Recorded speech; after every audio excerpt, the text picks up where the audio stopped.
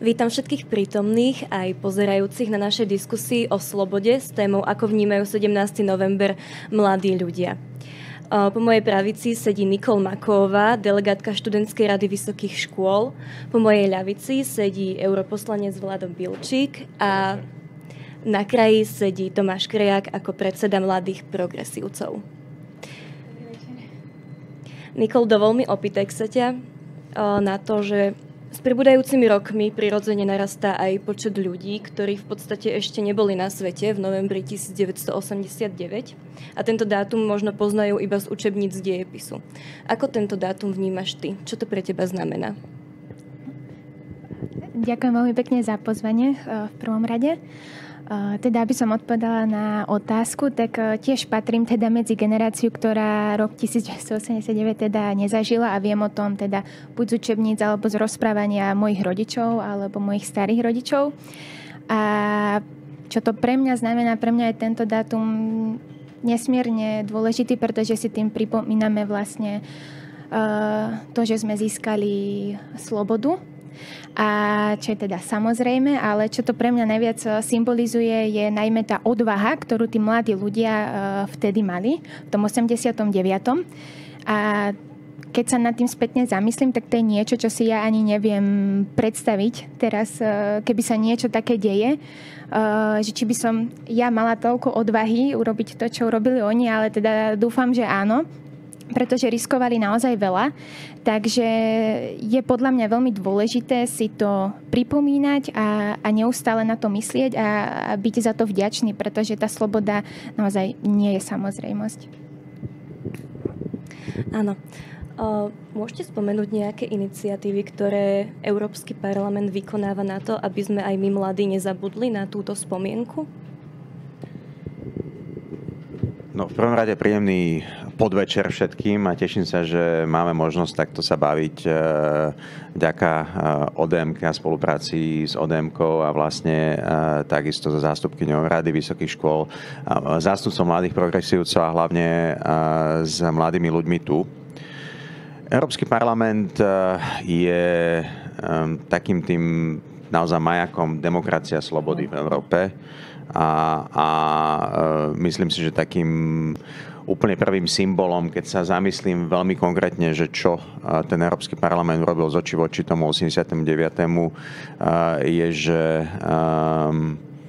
udeľuje sa tzv. Sacharová cena za slobodu myslenia a začiatkom 90. rokov ju svojho času získal práve Alexander Dubček, ktorý ju získal za to aj obdobie svojich aktivít ešte dávno pred 89. v súvislosti s Pražskou jarou, ale potom aj za to neskoršie obdobie a potom sa stal v niečom aj symbolom minimálne tej staršej generácie ľudí, tých zmien, ktoré prišli po 89. Ale veľmi konkrétne Európsky parlament poskytuje obrovské množstvo príležitostí pre mladých ľudí, aby tú slobodu realizovali naplno. Pretože ten priestor Európskej únie je priestorom slobody, slobodného pohybu, slobodných príležitostí študovať, slobodných príležitostí cestovať. Dnes máme program tých cestovných vlastne lístkov pre mladých, z ktorých myslím si, že zhruba ešte niekoľko stovák sa bude losovať aj pre ľudí zo Slovenska, takže to je taká konkrétna príležitosť, na ktorú sa dá prihlásiť a získať takýto cestovný lístok. A pre mňa takým tým stelesnením tej slobody sú tie rôzne možnosti pre mladých ľudí ísť študovať do iných členských štátov v rámci Európskej únie. To ste programy v rámci Erasmus+. A sú to skvelé veci, ktoré dnes mnohí považujú za absolútnu samozrejmosť, pretože tu nie je len o tom, že tá generácia, vaša generácia je generácia ľudí, ktorí nezažili 89., ale vlastne mnohí z vás v podstate vyrastali už len v tom európskom priestore a v tej Európskej únii. Ale pre mňa ten najsilnejší zážitok, ja som mal 14 rokov v 89. Bol som na Gimplitu v Bratislave a pamätám si, že keď padla železná opona, keď skončil komunizmus, tak môjim obrovským snom bolo práve nejakým spôsobom minimálne teda ísť za tie hranice, lebo tuto Heimburg, Rakúsko bol svet úplne mimo akejkoľvek reality a pamätám si ten dojem a pocit doteraz, keď som prišiel prvýkrát do Heimburgu a videl som tam plné mesiarstvo, čo je niečo, čo som v podstate v Bratislave nezažil, nevidel a dodnes ako decko, alebo teda 14-ročný chalaň mám tú spomienku. Ale potom vlastne to bola tá snaha ísť niekam von, študovať, vzdelávať sa a to sa mi aj podarilo. Ja som vlastne v 16 rokoch odišiel do Spojených štátov a potom som sa vrátil postupne do Európskej únie, do Británie a neskôr som študoval v rámci aj Leonarda, čo bol taký predchodca toho programu Erasmus v Bonne v Nemecku. Takže toto sa mi zdá byť ako veľká príležitosť pre mladých ľudí na Slovensku. A mimochodom, nie je to len elitná vec pre vysokoškolákov. Ten Erasmus je dnes aj pre stredné školy, funguje aj pre ľudí, ktorí proste sa chcú nejakým spôsobom angažovať v občianskej spoločnosti, pomáhať a snažíme sa to každoročne podporovať. Dobrou správou z Európskeho parlamentu je, že máme rozpočet na budúci rok, to znamená, kdokoľvek chce absolvovať takéto výmeny, tak bude môcť. A je to taká praktická drobnosť. Samozrejme tých vecí, ktoré robíme, je oveľa viac a hlavne mne sa mi zdá, že ten Európsky parlament potrebuje byť inštitúciou, ktorá bude strážiť tú slobodu a demokraciu v tom najširšom zmysle aj tu u nás na Slovensku, zvlášť po posledných parlamentných voľbách, pretože to, čo tu máme od 89. nikdy nebola samozrejmosť. Zažili sme to v 90. rokoch, keď bola snaha posunúť tú krajinu ďaleko na východ v čase Mečiarových vlád. Boli tu opakované snahy nejakým spôsobom nás vychýliť z európskej cesty aj neskôr a zvlášť teda v tom období, ktoré sprevádzali tie tragické udalosti po vraždách Jana Kuciaka a Martiny Kušnírovej. A dnes ja mám naozaj veľkú obavu o to, ako to pôjde ďalej, najmä v súvislosti so snahou tejto vlády umlčať slobodné a nezávislé médiá. A myslím si, že tu sa všetci budeme ozývať a už dnes to riešime aj zo samotného Európskeho parlamentu, tak aby mladí ľudia mali všetky tie príležitosti a mali ešte oveľa viac než dnes žiť v priestore, kde sa budú cítiť slobodne. V nadväznosti na to, čo tu odoznelo, Tomáš, myslíš si, že naša generácia by bola schopná niečoho podobného výsť takto do ulic a spraviť presne toto, čo sa stalo v 89. V prvom rade ja sa ešte poďakujem za pozvanie a teda ahojte všetci. Ja si myslím, že by bola schopná a to ukázali aj udalosti, akože nie tak dávno minulé, keď zomrel Jan Kuciak a Martina Kušnírová, že boli to mladí ľudia, ktorí organizovali tie protesty, boli to jedni z najrozsiahlejších protestov v histórii našej štátnosti. Takže ja si naozaj myslím, že mladí ľudia aktuálne na Slovensku sú schopní ukázať to, keď sa im niečo nepáči, alebo to, keď vidia, že sú tie hranice demokracie silno atakované, respektíve ohrozované.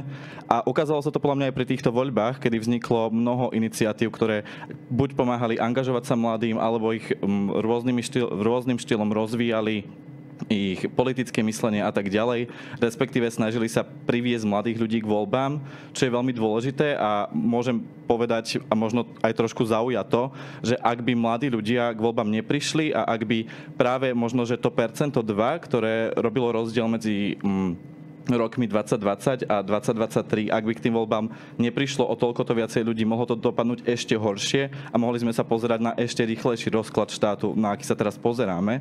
Takže z môjho pohľadu jednoducho odpoveď, že áno, podľa mňa mladí ľudia dokážu vyjadriť svoj názor, keď je to naozaj potrebné. 17. november nám teda priniesol aj slobodu médií a v tejto dobe máme médiá už aj teda sociálne, najmä hlavne pre nás mladých, sme každý deň na sociálnych sieťach. Nikol, myslíš si, že sloboda slova v tejto dobe je stále to, čo to malo byť?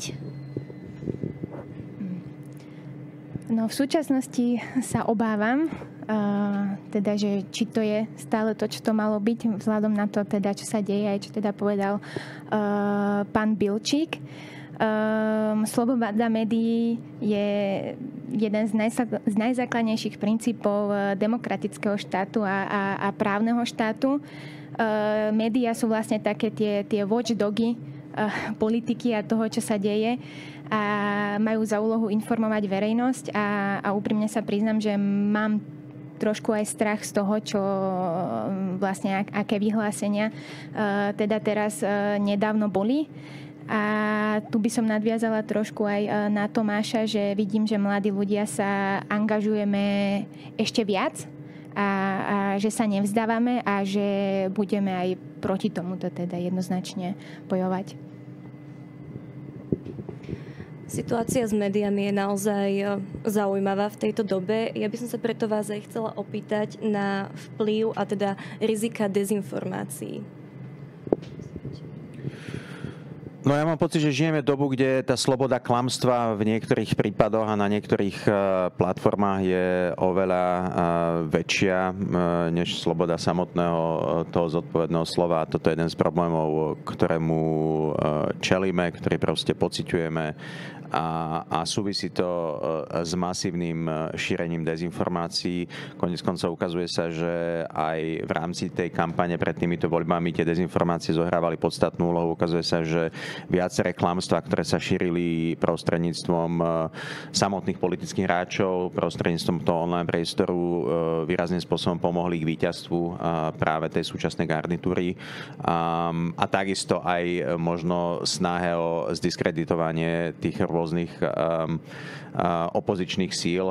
Pamätáme si, že tu už sa využívali aj nástroje umelej inteligencie, kde veľmi vierohodným spôsobom sa snažili najmä teda predstavitelia súčasnej vládnej väčšiny už teda po voľbách znemožniť a imitovať hlasy opozičných politikov. A toto je veľmi nebezpečná hra. Podľa mňa je veľmi dôležité, aby sme chránili slobodné, nezávislé a kvalitné médiá. Mimochodom, tu v tom európskom priestore takisto robíme veľa. A v tomto čase sa snažíme dokončiť rokovania o novom európskom zákone o slobode médií. To len chcem počiarknúť, že toto je téma, ktorá nie je len slovenským problémom. Naozaj tá sloboda médií je niečo, čo čelí hrozbe už dlhodobejším spôsobom v tom aj našom geopolitickom priestore, či sa týka Poľska, Maďarska. Ale aj celkovo, keď si pozriete ten rebríček slobody slova a slobody médií, sú tam viaceré problémy v rámci toho širšieho európskeho priestoru a treba s tým bojovať. A to úzko súvisí s tými dezinformáciami. Pretože tie dezinformácie tu boli vždy, ale dnes sa šíria oveľa viac práve v tom online priestore. Tam takisto si myslím, že z hľadiska toho európskeho priestoru snažíme sa nastaviť tie pravidlá. Máme tu aj legislatívne kladivo a tým je Európsky zákon o digitálnych službách, ktorý vlastne už máme v platnosti od konca leta tohto roku. Opäť je to dôležitý nástroj pre boj s dezinformáciami, aby platformy konečne reálne sa snažili systematicky nepodporovať šírenie dezinformačného obsahu. Takže to sa mi zdá byť veľmi, veľmi dôležité. Treba povedať, že aj tie časy, ktoré žijeme, nie sú úplne jednoduché, pretože okrem toho, že sme zažívali pár rokov pandémie, máme tu dnes opäť reálnu, skutočnú, brutálnu vojnu v Európe, ktorá priniesla aj oveľa väčšie množstvo dezinformácií v tom aj mediálnom priestore, aj v tom online priestore, aj medzi ľuďmi a je to niečo, čo nás zahlcuje. Takže ten boj o tú slobodu a tú slobodu, ktorá ide ruka v ruke s zodpovednosťou, tu vždy bol, je tu aj dnes. A tu chcem naozaj povedať, že mladí ľudia sú absolútne kľúčoví preto, aby sme v tom boji úspeli. Ja som vždy taký nabitý energiou, keď nielen sa stretávam s mladými ľuďmi, ale robíme aj veľa stretnutí po školách, cestujeme, stretávam sa hlavne teda so stredoškolákmi a sú to vždy také príjemné stretnutia a veľmi vďačné, pretože ja mám pocit, že to je práve generácia, s ktorou treba aktívne pracovať, s ktorou jednoducho treba komunikovať.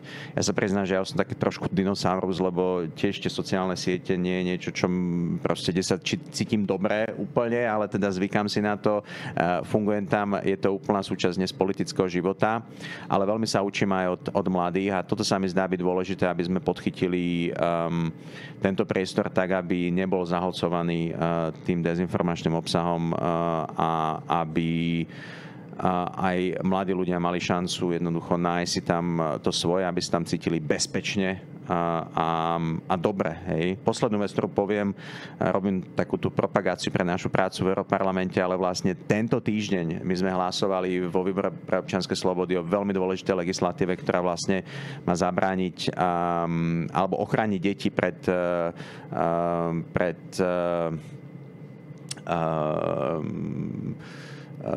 nekalým obsahom v online priestore. Je to veľmi dôležitá legislatíva. Opäť bolo okolo toho strašne veľa dezinformácií.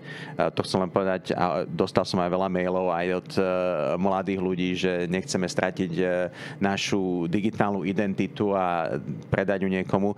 Tá legislatíva podľa mňa je veľmi, veľmi dobrá a mala podporu vlastne naprieč všetkými politickými demokratickými skupinami. Myslím si, že sme našli spôsob, ako ochrániť aj identitu každého a osobné údaje každého online a zároveň sa postarať o to, aby deti, a teda keď myslím deti, tak naozaj sú to mladí ľudia do toho veku 18 rokov, neboli vystavovaní nekalým vplyvom, vrátane aj šikany a vrátane rôznych iných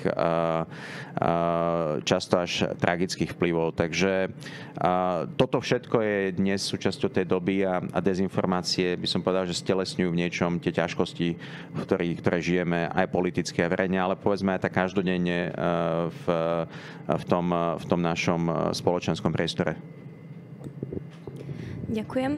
Ja by som rada ešte upozornila na slajdo, cez ktoré sa môžete pýtať otázky.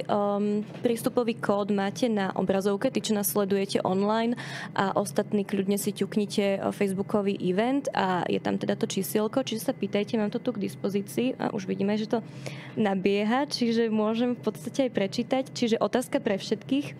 Ako by ste povzbudili mladých ľudí, aby ostali na Slovensku?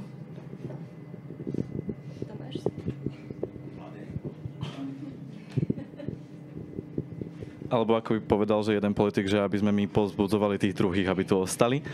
Ale nie. Podľa mňa je veľmi dôležité si tu uvedomiť jednu vec a ono sa to týka, že aj angažovanosti mladých ľudí a všeobecne aj to, aby mladí ľudia na Slovensku zostali. A to je v tom, že aktuálne má aj politika ako taká strašne zlé renome medzi všetkými, pretože ľudia sa tam veľa hádajú, riešia svoje ega, neriešia ľudí a tak ďalej. Ale ja mám naozaj pocit, a možno je to iba môj osobný pocit, ale ak necháme tento priestor a ak necháme našu krajinu fakt iba tým ľuďom, ktorí nahlas kričia a s ruskými zástavami sa hrajú na vlastencov na námestiach, tak vtedy naša republika naozaj nemá budúcnosť. Vtedy sa to falošné vlastenectvo akože dostane fakt, že do každého kútu našej republiky a vtedy už s tým bude naozaj ťažko bojovať. Vtedy sa aj tá občianska spoločnosť, ktorá už nie je na Slovensku a je aktívna, že vieme, že 73 000 ľudí chcelo voliť zo zahraničia, vtedy ani táto angažovanosť ľudí zo zahraničia už nebude stačiť a tí ľudia, ktorí tu ostanú, už budú vo veľkej menšine. Ja aktuálne aj skrz to, ako tie voľby dopadli, a skrz to, aká vláda má aktuálne väčšinu, stále verím, že toto nie je väčšinový názor Slovenska, že ľudia, ktorí sú na Slovensku, si naozaj prajú Slovensko, ktoré je súčasťou západného sveta a mladí ľudia sú toho, že jasným dôkazom skrz rôznych prieskumov, ktoré sme videli, my vieme, že to, čo mladých ľudí trápi najviac, je buď ten nedostatok rešpektu k rôznej inakosti na Slovensku, alebo to, v akej ekonomickej situácii ľudia na Slovensku sú. A ja si myslím, že ľuďom na Slovensku, špeciálne mladým, to nie je jedno. A tak, ako som to povedal v tej prvej odpovedi, my sme videli, čo sa tu dialo po smrti Jana a Martiny a ja som si fakt naozaj istý, že mladí ľudia odtiaľ to neodídu len preto, že teraz je tu vláda, ktorá nám pravdepodobne bude hádzať polená každý mesiac viac a viac pod nohy, ale že práve mladí ľudia, ak to bude treba, budú tí, ktorým ukážu, že takýmto štýlom si Slovensko ukradnúť nenecháme. Si myslím, že Tomáš to veľmi pekne zhrnul a veľmi pekne pomenoval viaceré aspekty. Ja by som do toho možno doplnila, čo sa týka vzdelania vlastne, pretože v študentskej rade vysokých škôl veľmi aktívne riešime vlastne odliv mozgov a nedávno vyšiel aj z kancelárie úradu vlády ešte teda premiéra Odora vlastne magnet pre talent. Čiže otázka znela, že ako by sme motivovali mladých ľudí, aby tu zostali, čo by sme mali ako krajina spraviť, aby teda neodchádzali do zahraničia. Myslím si, že všetci, čo sme tu zostali, tak rozumieme a chápeme tomu, že prečo sa rozhodli mladí ľudia študovať v zahraničí a čo je potrebné preto, aby tu oni zostali. My musíme financovať vysoké školstvo, potrebujeme zrekonštruovať internáty, aby sa tam vlastne cítili bezpečne, príjemne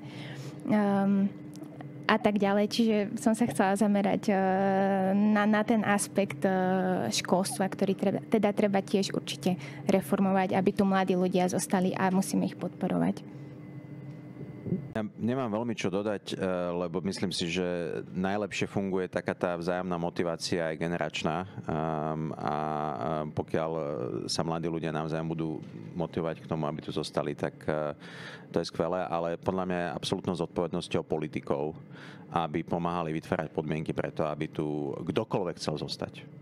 A toto je veľký problém s nástupom tejto vlády. Ja som politik a keď som si pozrel to program vyhlásenie vlády, o ktorom sa diskutuje v parlamente, tak je to podľa mňa jeden z najtragickejších dokumentov, akýkoľvek vláda vyprodukovala, lebo to je taká znôžka odkazov na niečo, čo možno bolo moderné v 19. storočí na strane jednej a na strane druhej naozaj taký hlboký návrat uvažovania do veľmi takých národniarských spôsobov o tom, kam patrí Slovensko z hlbokých 90. rokov 20. storočia.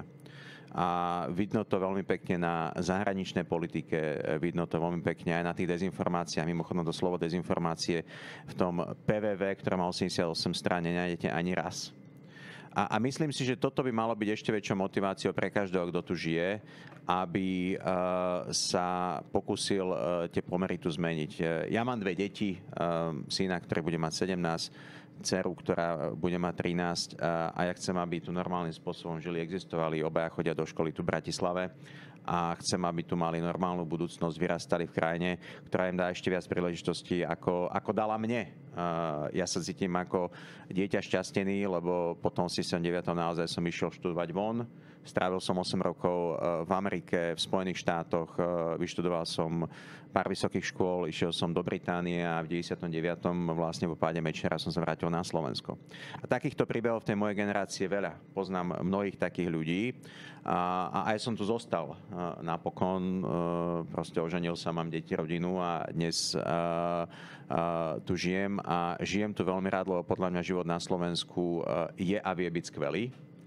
Ale potrebujem vytvoriť oveľa lepšie podmienky preto, aby väčšina ľudí mala ten pocit, že ten život naozaj tu vie byť dobrý a skvelý. A mladí ľudia dnes uvažujú veľmi pragmaticky o tom, keď chcú niečo dosiahnuť v živote, kde to najlepšie dosiahnem. Keď si chcem založiť rodinu, no kde sa to dá? Keď chcem mať deti, kde ich budem vychovávať? A podľa mňa toto sú tie otázky, ktoré žiaľ táto vláda nejakým spôsobom nerieši. Takže treba sa ozývať.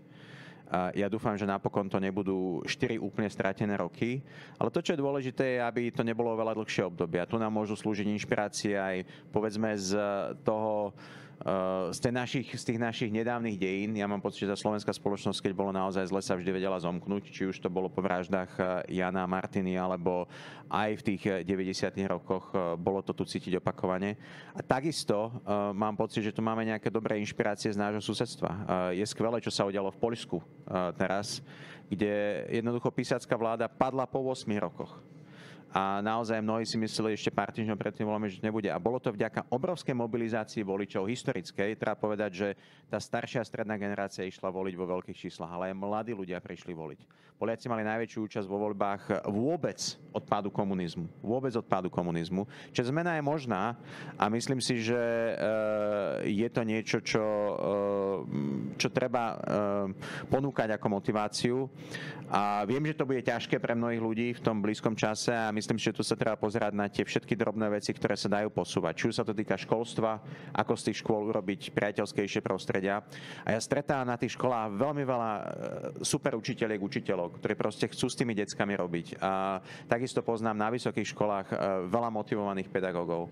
A je úplne fajn, keď ľudia idú študovať niekam na západ, či už do Čiech, kde vlastne dnes tí Slováci sú veľký počtu, alebo aj ešte ďalej. Ale potom je aj dobre uvažovať nad tým, ako sa vrátiť. A podľa mňa posledná veta, nie len do Bratislavy. Nielen do Bratislavy, a to hovorím ako človek, ktorý je z tohto mesta, ale aspoň o kúsok ďalej. Nielen do Nitry, ale tiež ešte aspoň o kúsok ďalej. Nitra je skvelá. A toto si myslím, že je tiež vecou, o ktorej musíme uvažovať. Áno, nebude to jednoduché, ale keď odídeme z tejto krajiny, tak naozaj v tej krajine zostanú už len tí, ktorí sa nemajú kam pohnúť a to sú aj tí, ktorí nám budú vládnuť a myslím si, že toto je niečo, čo by sme mali zmeniť na to, aby sme tu všetci žili dobre a spoločne. Môžem doplniť takú maličkosť. Sme spomínali programové vyhlásenie vlády, ja som si teda tú dymovú clonu, ten dokument celý prečítal. Mladí ľudia sa v rôznych spôsoboch spomínajú konkrétne 4-krát. Ani jedno konkrétne riešenie na to, aby tu mladí ľudia zostali, tam nie je ponúknuté. A ja chápem, že tie problémy, ktorým my aktuálne čelíme, a to je, že nedostatok bývania, zlá kvalita školstva, rôzne socioekonomické problémy, ktoré mladí ľudia majú, už na to neexistuje, že jedno bombastické riešenie, ktoré by tam oni napísali a že my tu teraz všetci s radosťou zostaneme. A niekto by si možno povedal, že peniaze, ja by som aj na to oponoval, že na Slovensku my, keď ich máme, tak nevieme, ako ich máme správne využiť. Takže ani peniaze nie sú tým úplne, že jednoduchým a najrýchlejším spôsobom, ako tu mladých ľudí udržať. Čo si ja ale naozaj myslím je, že ak by mladí ľudia aspoň cítili nejaký štýl záujmu zo strany vládnych predstaviteľov, tak by mali motiváciu tu zostať a pomôcť tvoriť tú spoločnosť, ktorej tu chcú zostať. Pretože aktuálne my nevidíme ani to. Týka sa to aktuálnej vlády a to programové vyhlásenie vlády o tom veľa hovorí. Týkalo sa to minulej vlády predtým. Ja naozaj ako mladý človek, ktorý tu žije celý svoj život, tá politika sa celý môj život točila okolo Roberta Fica, okolo Igora Matoviča a jeho hádok a aktuálne sa bude točiť znova okolo Roberta Fica a žiadnych riešení preto, aby mladí ľudia, a teda generácia moja tu mohla zostať. Je tu aj jedna aktuálna otázka ohľadom cenzúry a teda znie váš názor na cenzúru, teda objednávku pani ministerky kultúry ohľadom avizovanej výstavy fotografií LGBT párov. No, takto. Tá výstava, to je výstava fotiek rôznych párov. Hej. Treba povedať, že a je to výstava hlavne skvelej fotografky. Skvelej fotografky. Tu nejde o to, že čo je na tých fotkách, tu ide o to, že kto to vystavuje, umelec, umelkyňa v tomto prípade, ktorá proste je kvalitná a práve preto môže vystavovať. Podľa mňa je absolútne nepriateľné, aby dochádzalo k takýmto rozhodnutiam od stola zo strany pani ministerky, len to ukazuje tie problémy, ktorým budeme čeliť. Ja dúfam, že sa nájde priestor pre uskutočnenie tejto výstavy a myslím si, že je to možno svojím spôsobom aj príležitosť, ako urobiť ešte lepšiu reklamu práve takýmto fotkám. Takže za mňa len to potvrdzuje tú snahu, ktorú budeme vidieť zo strany vládnych predstaviteľov okliešťovať slobodu všade tam, kde im to dovolíme. My máme jedno šťastie na Slovensku, že sme relatívne malou krajinou v relatívne veľkom európskom priestore a určite nebudeme ticho, keď sa budú tieto veci diať. Nebudeme ticho, keď tu bude snaha cenzurovať kohokoľvek v médiách v rámci fungovania, povedzme, verejnoprávnych médií, pretože tie kroky sa už začínajú objavovať takisto a nebude to jednoduchý boj, ale určite cenzúra je návratom presne do toho obdobia pred 89. A keď sa vrátim k tej téme, tomu leitmotívu, že zajtra máme 34. výročie 17. novembra, tak presne tí ľudia vtedy vyšli masívne do ulic, lebo mali dosť toho života v klamstve a v cenzúre. jednoducho dosť tej dvojtvárnosti, že niečo sa uhľadnene hovorilo v tej štátnej televízii a potom si ľudia zapli či už Slobodnú Európu, Hlas Ameriky, alebo sa bavili doma potichu. To je samozrejme nie všetci, ale bolo to tak v tých 80. rokoch o tom, že aká je tá realita ťažká, náročná, jednoducho, kde je tá skutočná pravda. Toto je niečo, čo určite nechceme a na všetkých frontoch sa voči tomu treba ozývať. A ja mám pocit, že práve tá vaša generácia dnešných tínedžerov, 20-tníkov je tá generácia, ktorá nezažila nič iné, len ten priestor tej slobody. Či už možno nie úplne s ideálnymi školami alebo s ideálnymi príležitostiami si uplatniť, ale proste tú slobodu máte v krvi. Takže ja verím, že nejaká pani ministerka, ktorá sa rozhodne zrušiť nejakú výstavu len kvôli tomu, že ona má veľmi obmedzený spôsob uvažovania o tom, čo je a čo nie je dovolené, jednoducho nebude určovať to, čo naozaj je dovolené v tom verejnom priestore. Nikol, dúfam, že dostanem na túto moju otázku zápornú odpoveď, ale teda stretla si sa na škole s nejakými prejavmi od autorít, ktoré išli proti hodnotám 17. novembra?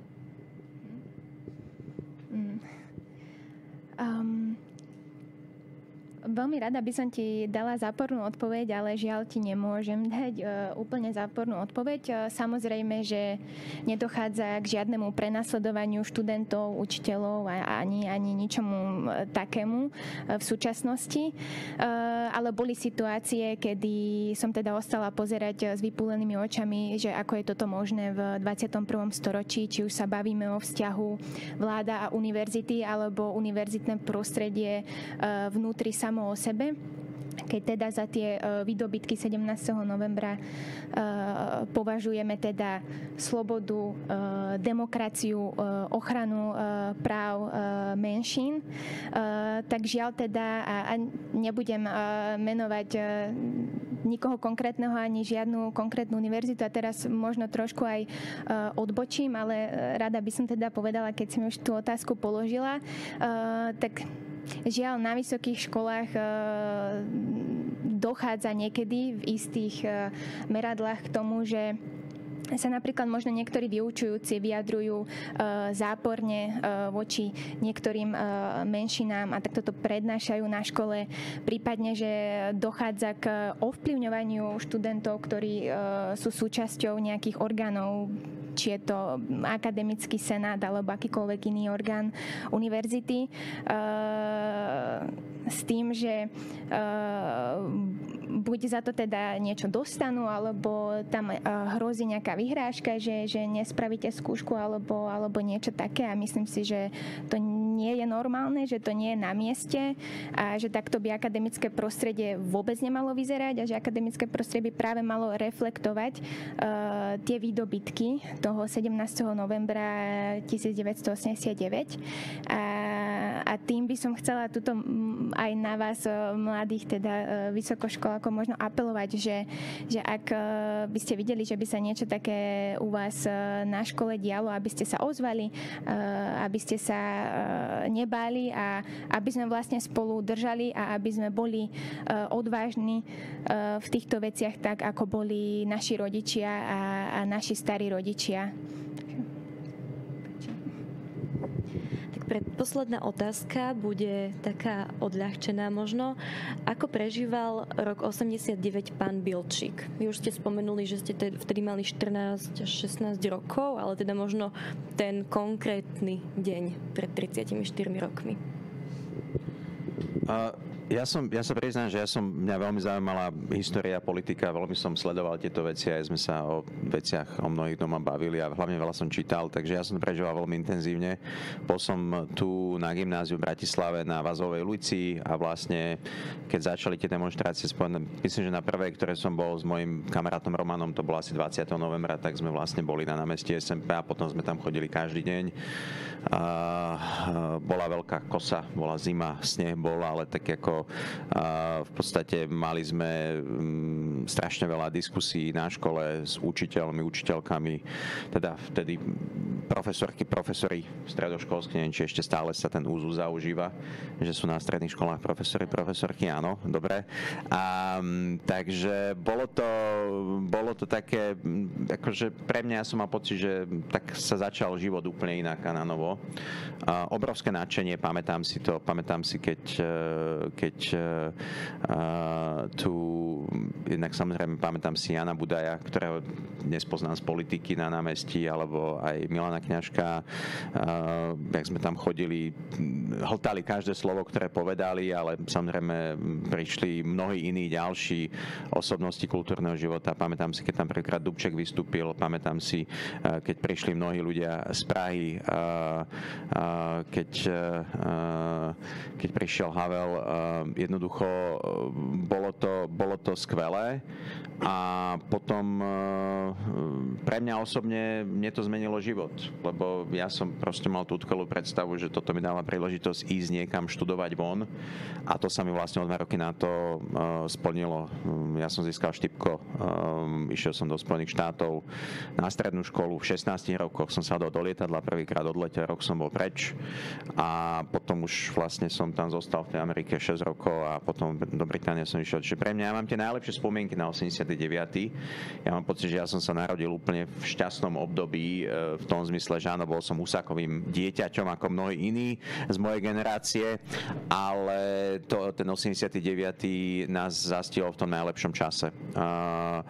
A som bol za to neskonale vďačný. Je faktom, že potom tie 90. roky ja som trávil veľa času v zahraničí, nebol som toľko a viem, že to bolo veľmi ťažké obdobie. Proste tu v Bratislave to bola taká džungla. Naozaj veľmi divoký východ so všetkými aj negatívami a plus to Mečerové obdobie, ktoré sa nás snažilo vychýliť. Ale asi tú najživšiu spomienku, to je to, čo som vám znova spomínal, že ja si pamätám, keď som prvýkrát došiel do toho Rakúska, ktoré proste bolo pre mňa, že snom, že ísť tu niekde do Rakúska. Pamätám si tie čisté ulice, domy z Heimburgu a tu bola proste komunistická ošumelá Bratislava, hej. Ako Radošinci hovoria v tom pavilóne B, špinavá, zasmradená, náskraz ufolaná krasavica na Dunaji a to proste sme tu takú tú šedú realitu mali a zrazu som došiel do tej rakúskej dedinky, mestečka, ktorá dneska nijak nevyzerá výnimočne. Keď idete do Hamburgu, tak ani neviete, že prekročíte hranice. To len chcem povedať, že kam sa to Slovensko posunulo a dneska nemáte pocit, že Hamburg je výnimočný. Ale vtedy to bol div sveta pre mňa a pre mnohých iných. Takže ten 89. bola aj proste o tých materiálnych rozdieloch. Áno, tu bola obrovská chudoba v porovnaní s tým, čo bolo len kúsok od našich hraníc. A to sme v mnohom prekonali. Naozaj na Slovensku všeobecne sa dnes žije aj, a viem, že ťažko sa to hovorí, aj ťažko sa to počúva, ale aj ľuďom, ktorí povedzme sú v ťažšej sociálnej situácii, sú na tom nepomerne lepšie ako pred tými 34 rokmi. To je fakt aj štatisticky a je to fakt aj z hľadiska tých možností, ktoré tu sú, ako sa o tých ľudí postarať. Ale prežíval som to strašne intenzívne. A ešte jedna vec, pamätám, že sme mali furt pustenú telku, furt pustené rádio, čítal som každé noviny, všetko, čo vyšlo, čo sa vlastne bude diať, generálny štrajk, ktorý bol 27. novembra vtedy. Proste to bolo strašne intenzívne obdobie. Ako študenti sme sa schádzali, debatovali. Tak, no čo 14-ročný, však akože to je nič, hej, ale aj tak som mal pocit, že prežívame niečo výnimočné a dodnes si na to strašne živo pamätám. Málo čo si tak pamätám, lebo však to už dávno, 34 rokov dozadu, z toho obdobia ako práve toto. Ďakujem. Záverom by som vás asi každého ešte poprosila teda o vyslovenie toho posolstva, ktoré si máme zo 17. novembra odniesť a mať to na pamäti a rozprávať o tom ďalej a hlavne si na to spomenúť práve zajtra pri tom 34. výročí. Ja budem možno veľmi krátky, ale možno o to výstižnejší. Ja by som bol veľmi rád, keby sa ten 17. november nestal iba že jedným dňom v kalendári, kedy si pripomíname, ale ten odkaz 17. novembra má byť odkazom, ktorý je vnútri nás každý jeden deň v roku. A to by som bol veľmi rád, keby na to, že vždy myslíme pri každej príležitosti, keď sa niekto snaží okliešťovať ľudské práva, zasahovať do právneho štátu.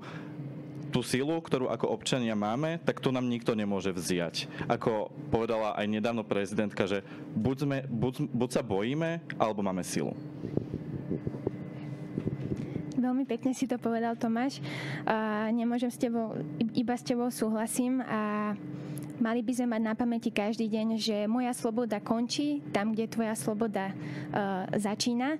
A toto by sme si mali určite opakovať. A tú myšlienku viligencie. Nemali by sme byť ľahostajní a brať to ako samozrejmosť, tú slobodu a tú demokraciu, pretože to nie je statický stav a sloboda ani nie je niečo prirodzené, keď sa zamyslíme do histórie, keď si vezmeme nejaké historické udalosti, tak nie je to samozrejme a nemôžeme voči tomu ostať ľahostajní a musíme za ňu bojovať stále, aj keď sa nám zdá, že situácia je teraz lepšia. Musíme to stále kontrolovať a prizerať sa na to a byť aktívni, participovať na verejných veciach. Ten 17.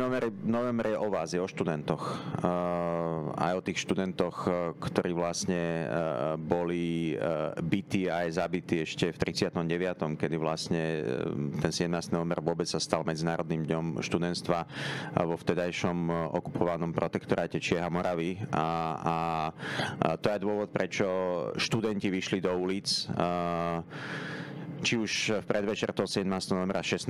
tu v Bratislave, a na to by sme tiež nemali zabúdať, že to bol vlastne taký prvý veľký pochod a tiež tí mladí ľudia nevedeli, že ako to dopadne. Napokon to dopadlo tak, že nikto ich nezmlátil, ale myslím si, že nikdy by sme nemali zažiť to, čo sa stalo 17. novembra v Prahe, kde tí policajti brutálne zmlátili množstvo mladých ľudí, študentov vo vašom veku, študentov, ktorí potom vyšli do ulic neskôr všade po celej krajine. Čiže pre mňa ako keby to posolstvo je: buďme odvážni, všetci. Proste odvaha je absolútne kľúčová. Tá inšpirácia tých mladých ľudí, ktorí vyšli do ulic, či už 16. tu v Bratislave, alebo potom 17. novembra 1989 v Prahe a potom neskôr všetci ostatní, tak to je niečo, čo by sme stále mali mať na pamäti, lebo pokiaľ budeme rovnako odvážni a nebudeme sa báť, tak si myslím, že ani nejaká štvrtá Ficová vláda nám tú slobodu nemá šancu vziať. Ďakujem všetkým diskutujúcim a pripájam sa k tomu, čo tu odznelo, a teda myslíme na to nielen zajtra, ale každý deň v roku. Ďakujem ešte raz.